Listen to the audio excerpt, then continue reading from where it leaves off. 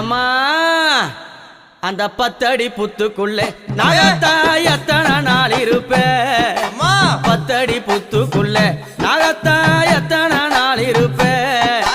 பாலாத வாத்து வச்சேன் நாகத்தா பருகிட வாரும் அம்மா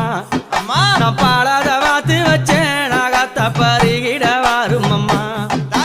10 அடி புத்துக்குள்ளே நாகத்தா எத்தனை நாள் இருப்பேன்